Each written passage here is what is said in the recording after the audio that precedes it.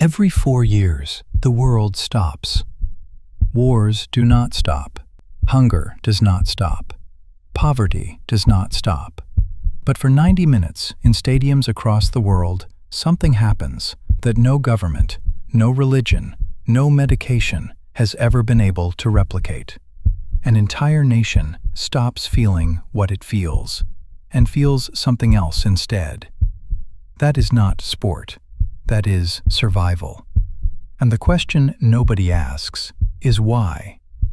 Why does a man in a favela in Brazil who cannot feed his children paint his face gold and green and cry when his team scores?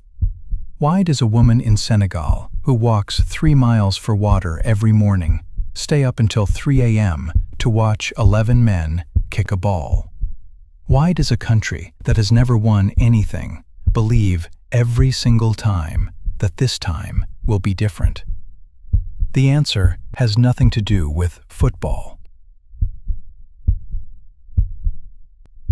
In 1969, 2 countries went to war over a football match. Honduras and El Salvador, a World Cup qualifier. 3 games, disputed results, and then soldiers crossing borders. 100 hours of fighting, 3,000 people dead. The war had been coming for years. Land disputes, migration, inequality. Football did not cause it, but football was the match that lit what was already soaked. That is how much this game means in certain parts of the world. Not entertainment, not leisure, a container for everything that has nowhere else to go. Sociologist Eduardo Galeano spent his life studying the relationship between football and poverty.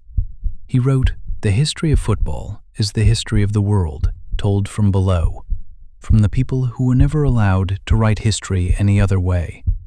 In the favelas of Rio, in the townships of Johannesburg, in the slums of Dhaka, in the streets of Karachi, football is not a game. It is the one place where the rules are the same for everyone, where a boy with nothing can become something that the world cannot ignore, where for 90 minutes the score does not care how much money your father had." Psychologists call it flow state, the condition where the mind is so completely absorbed in the present moment that everything else ceases to exist. Anxiety disappears, regret disappears, the electricity bill, the argument, the diagnosis, the grief, all of it suspended for 90 minutes. Most people spend their entire lives trying to achieve flow state. Football delivers it for free to anyone with a screen or a stadium ticket or a radio or a street corner and 11 people willing to play. A 2018 study from the University of Vienna tracked cortisol levels, the stress hormone, in football fans during matches. During high-tension moments, cortisol spiked dramatically. But immediately after a goal for the winning side, oxytocin flooded the system, the bonding hormone, the same chemical released when a mother holds her newborn, when lovers embrace, when humans feel completely safe with each other. A goal produces the same neurological response as being loved. That is not metaphor. That is biology. And for people whose daily lives offer very little safety, very little love, very little oxytocin, a goal is not just a goal. It is relief. In 1995, South Africa hosted the Rugby World Cup. Nelson Mandela walked onto the field wearing a Springbok jersey. The Springbok had been the symbol of apartheid, the jersey of the oppressor. Mandela wore it anyway. And in that moment, something happened that politics alone had not been able to achieve in decades of negotiation. A nation saw itself as one thing. Sport does something that nothing else can do. It creates a we where there was only us and them. Professor Daniel Wan of Murray State University has spent 30 years studying sports fandom. His research shows that identifying with a team is not trivial. It is one of the most powerful sources of social identity available to human beings.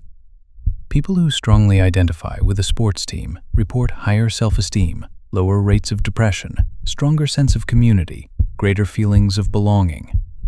The jersey is not fashion, it is armor. It says, "I am not alone. I belong to something that existed before me and will exist after me."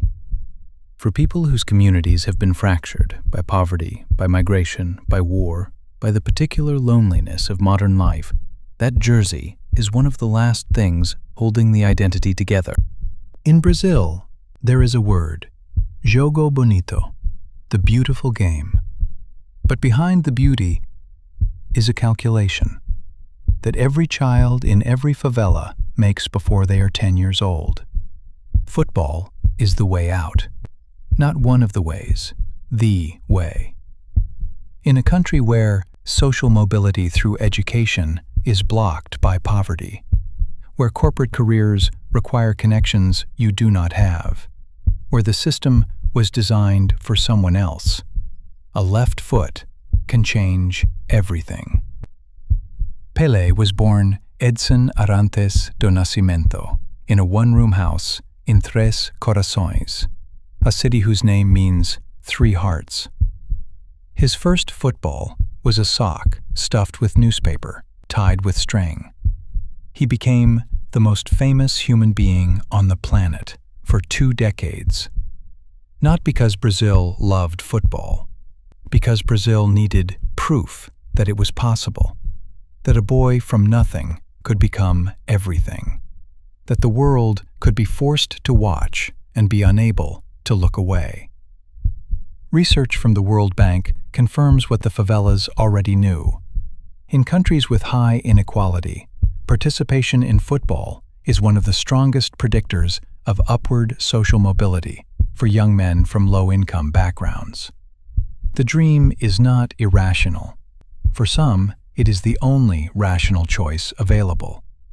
But here is what the jerseys and the goals and the oxytocin do not show you. Football also contains the wound it promises to heal. When your identity is attached to 11 men on a field, things that happen to them happen to you. A 2010 study published in the Journal of Social and Clinical Psychology found that fans of losing teams experience measurable drops in testosterone, self-esteem, and sense of personal control after defeats. Not disappointment, a measurable physiological change in how they see themselves and their place in the world. A loss is not just a loss.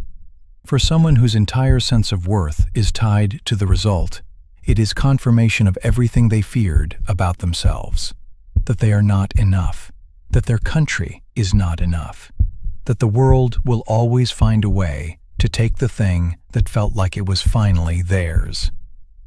And governments know this.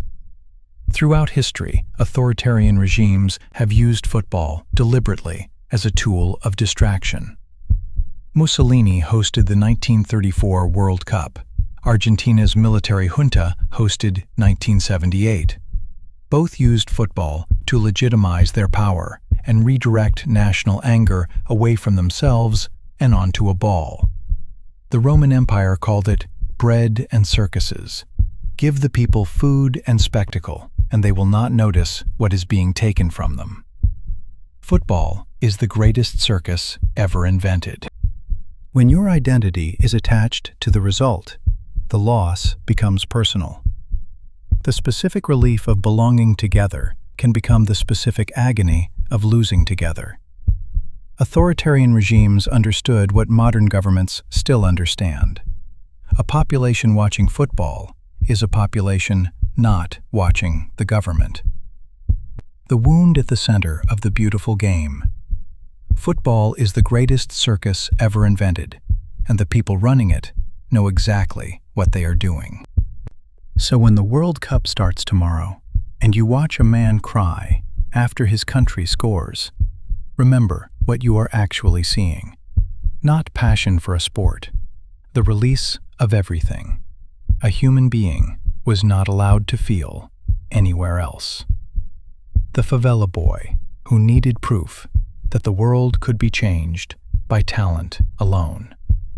The lonely man who found his tribe in a stadium because he could not find it anywhere in his actual life. The nation that puts its dignity on 11 players because it has been told for so long that its dignity is worth nothing. Football was never about football. It was always about the human need to belong to something larger than your pain. And for 90 minutes, every 4 years, the whole world gets to feel that at the same time. That is not nothing.